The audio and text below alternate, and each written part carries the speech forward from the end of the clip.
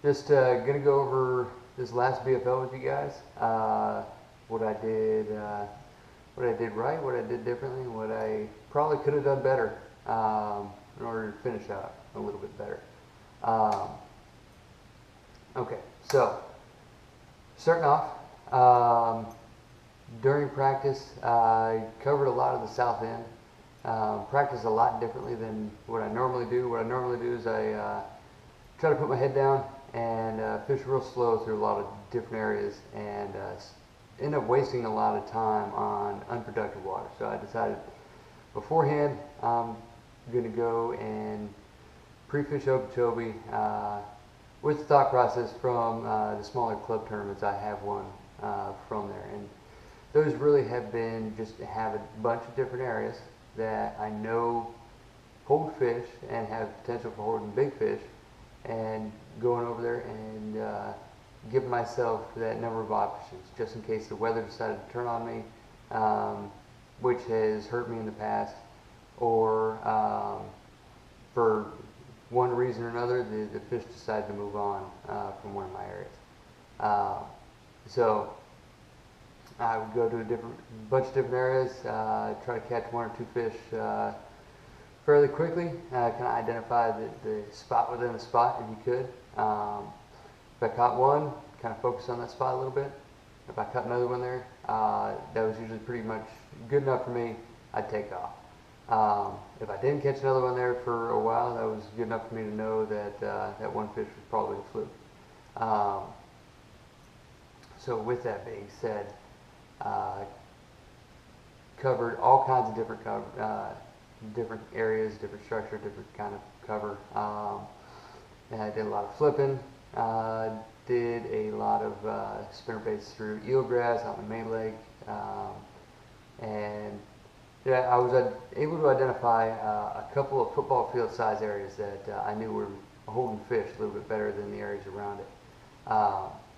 So the area I chose and decided to go back to was an area that during the afternoon of my first practice day, I caught 2 3-pounders right off the bat, flipping. And when I say right off the bat, I caught one, pulled it in, changed baits, flipped in there again, caught another one right away.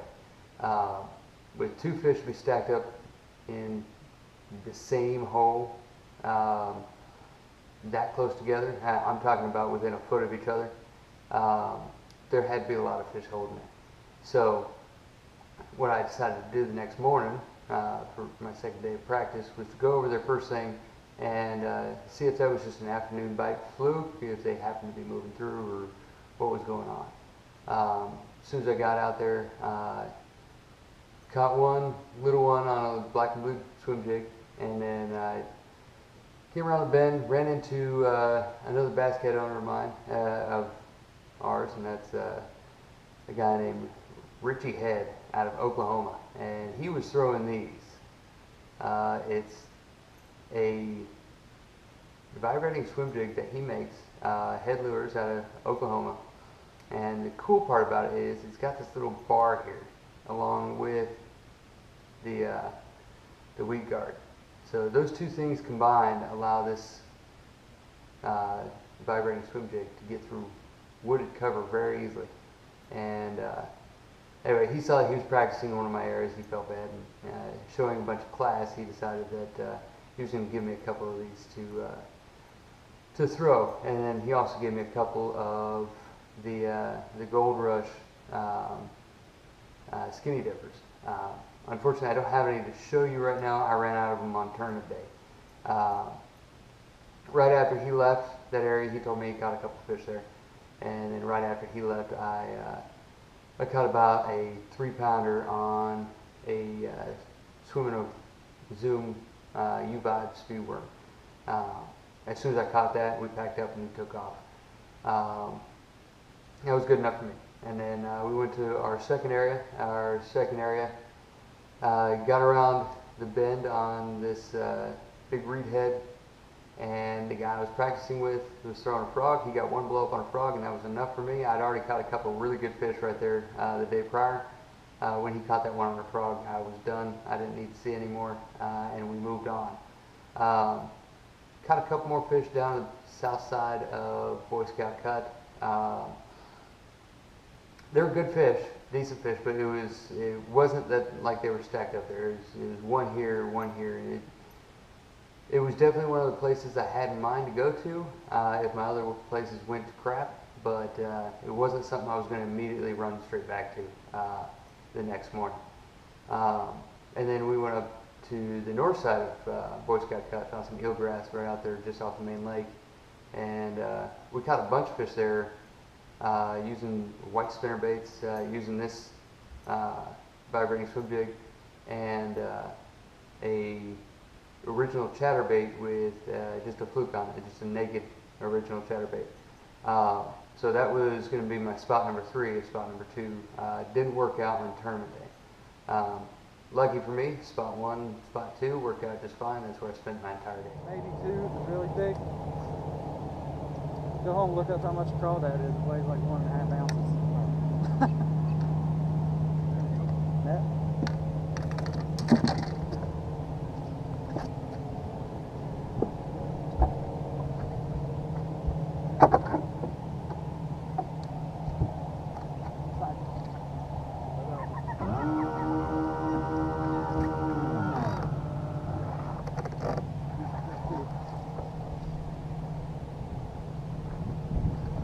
Good net.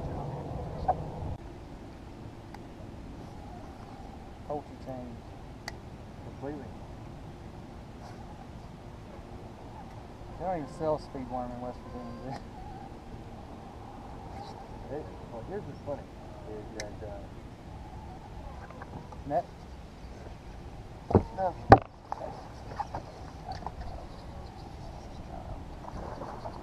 Not a bad fish though. Swallowed it. So spot 1 showed up, and you'll see the first fish I get is off of this. Just sitting right up in the lily pads. I was able to work this through, and it hit it like a topwater. Now when I was reeling this in, I was reeling in at a pretty good pace, just fast enough to make a bulge on the top of the water, and just slow enough to not be popping out of the water. They didn't want anything slow rolled where I was fishing. So that's bait number 1. Bait number 2 was this, a Junebug red vibrating swim jig. Junebug red U-Vibe speed worm. Rigged with this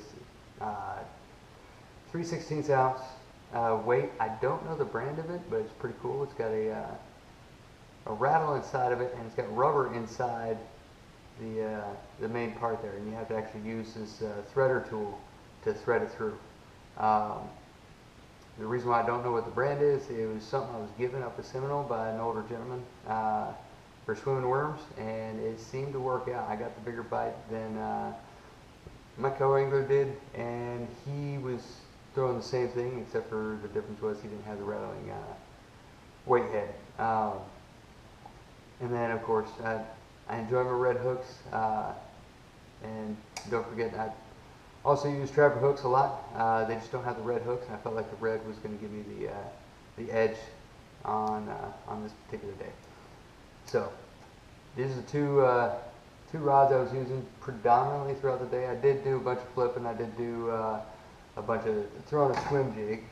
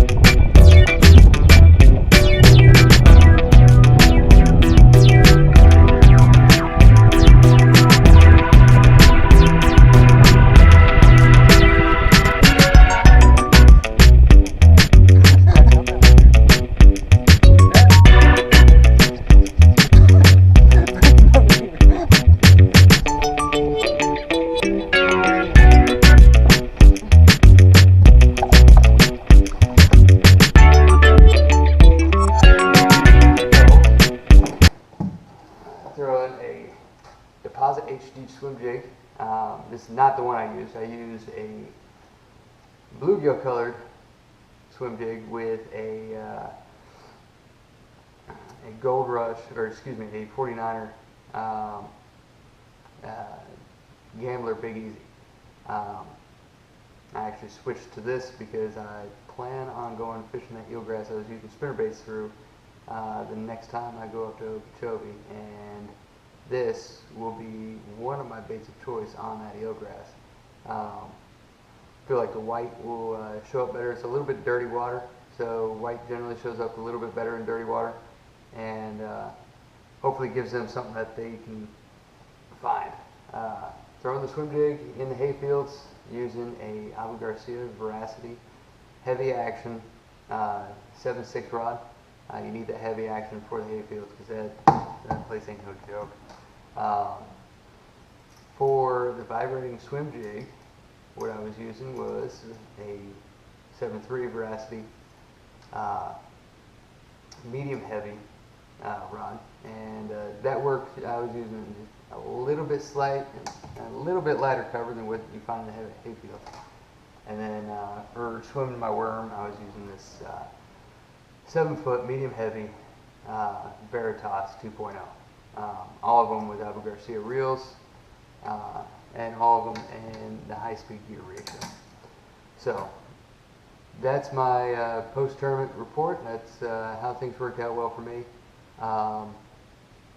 It was a pretty good day, a very good day of catching a lot of fish. Having to weed through a bunch, had to get some key culls using that Deposit HD. I know without the Deposit HD, I probably wouldn't have got those key culls. My partner was throwing a different brand jig, and he was just having a hard time getting through the hayfields. This Deposit HD, as you can see, has a very unique head shape on it. Very thin, but it's still a half ounce. So that half ounce literally cuts through that grass pretty well. This is something I do after the weed guard starts to wear down a little bit. I'll take some shrink tubing, put the shrink tubing around, and it'll kind of reinvigorate that weed guard to be what it is that Dan Hatchett puts on his Deposit HDs in the first place. So,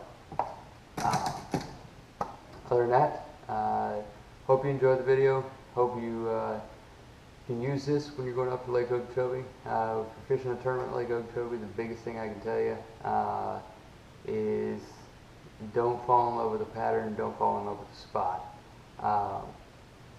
It can be great in practice, and it can work out for you there, but every win I've had on Okeechobee has had the whole factor of being able to move around, being able to make that adjustment when you feel like an area is just not doing well.